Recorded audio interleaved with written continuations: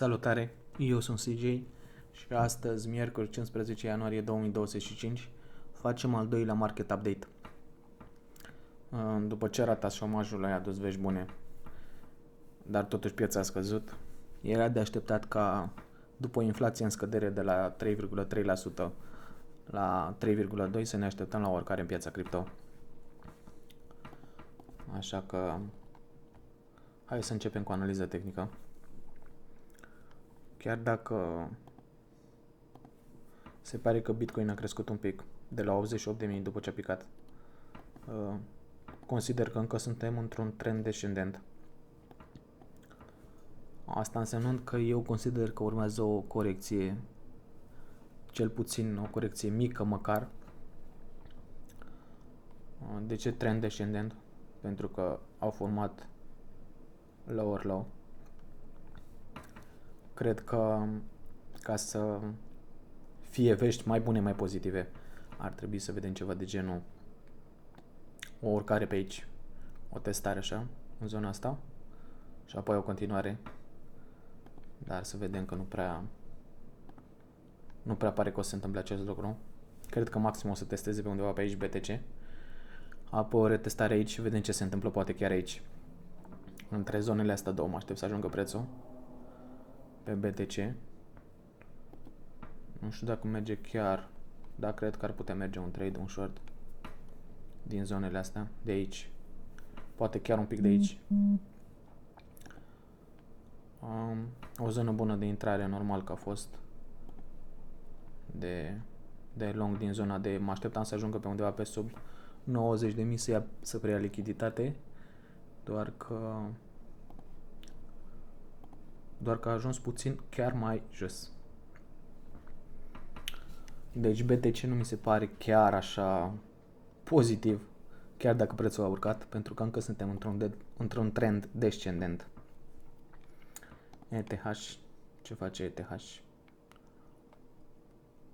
ETH se pare că a urmat puțin Bitcoin, dar el încă mai poate urca puțin prin zona asta, tot așa 3400, ceva de genul, și apoi se revină în zona aceasta de 3200. RSI încă nu este destul de sus, la fel ca pe Bitcoin. RSI este destul de sus, e cam overbought. Deci ETH poate că mai poate continua puțin. Nu știu dacă ar putea să facă chiar asta și apoi să se întoarcă aici, dar mai degrabă o să ajungă aici și o să testeze mai jos. Eu așa cred, mai ales că decembrie totuși a fost destul de pozitiv, mai ales pe BTC. CGPT fiind destul de nou, cred că mai bine ne uităm pe un time frame mai mic. Cred că poate testa pe undeva prin zona aceasta. Cu siguranță o să testez pe aici, așa cred. 0.37. Mai jos, nu știu dacă am notat bine, da. Mai jos cred că este zona aceasta mai degrabă. Zona aceasta mai degrabă și vedem apoi ce se întâmplă. Dar momentan cred că o să atingă acest preț pe termen scurt. Da, cred că acesta este. Arată binișor pentru început. EGLD. EGLD se pare că a atins zonele pe care le-am avut setate înainte și sincer mă aștept la o corecție mult mai rapidă, pentru că prețul se pare că a urcat ceva. Este destul de bullish, să zic așa, momentan, dar cred că o să mai scadă. O să ajungă poate 32, poate chiar sub 32 de dolari EGLD-ul.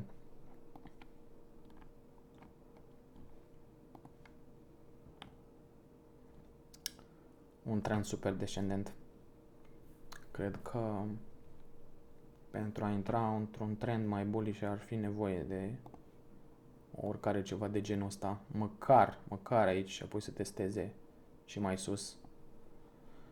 Dar momentan nu prea se vede lucrul acesta pe EGLD. Este super comparat, așa că cu siguranță o să vedem scăderi pe el. Cu siguranță. TIA. TIA.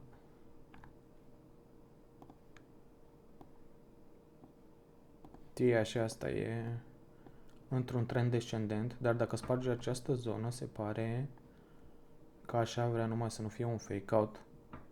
Să spargă această zonă, să ajungă în zona asta, apoi să ia suport pe undeva prin zona asta, să zic așa, pentru o continuare mai sus. Da. Cel mai rău scenariu ar fi să pice zona asta de 4 dolari, poate chiar mai jos. Ar fi un scenariu negru pentru TIA. Momentan se ține bine TIA. Cred că sunt șanse să spargă. Vedem. SUI. SUI pe timeframe mai mare.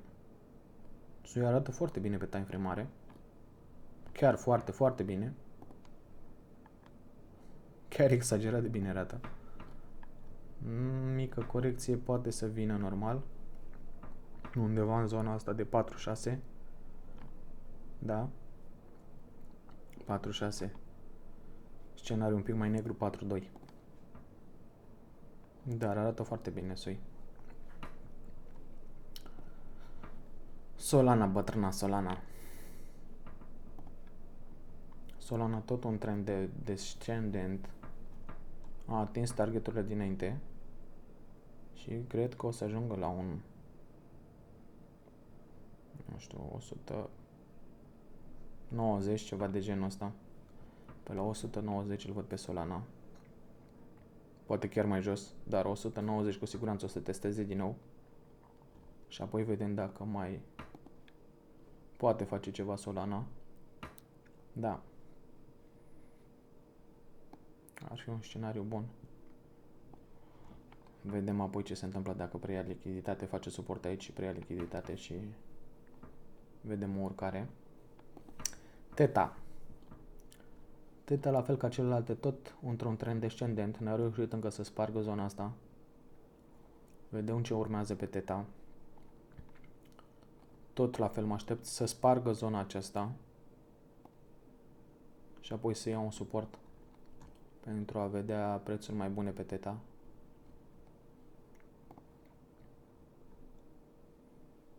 Numai că s-ar putea să vedem o rejectare pe Teta din zona asta. Totuși. Iar apoi cred că o să fie un scenariu destul de negru pentru Teta pe la 1.5. Dar vedem ce face și Bitcoin. De obicei el dictează piața, așa că, dar cu siguranță Teta este destul de supracumpărat și el în momentul de față, așa că o revenire în această zonă sau poate chiar mai jos este așteptată pe Teta, zic eu. Nvidia, 134 de dolari. Nvidia a avut un trend super bun. A crescut foarte, foarte mult. Așa că cred că o să urmeze căderi destul de masive. Pentru că și piața a cumpărat foarte multe acțiuni Nvidia. Pe asta nu știu ce să zic pentru prețuri pe termen scurt, să zicem că poate urca, poate să mai reia zonele astea două. De 136, 138 de dolari.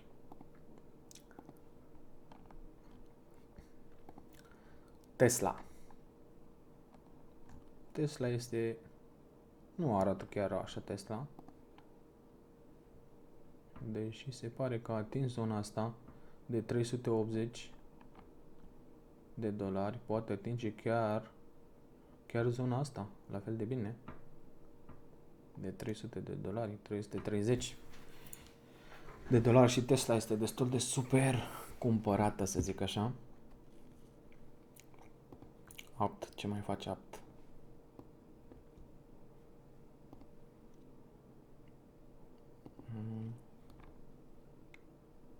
Tot într-un trend descendent. Pe scurt timp sunt curios. Este și ea supracumpărată. Cred că așteaptă o mică scădere.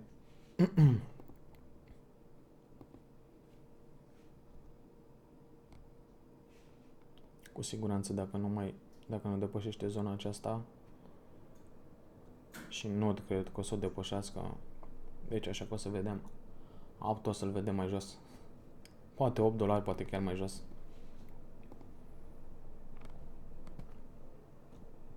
Da. Teta. Teta nu l-am făcut? Ba da.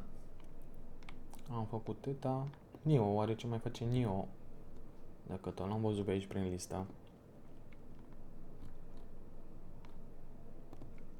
NIO. Wow.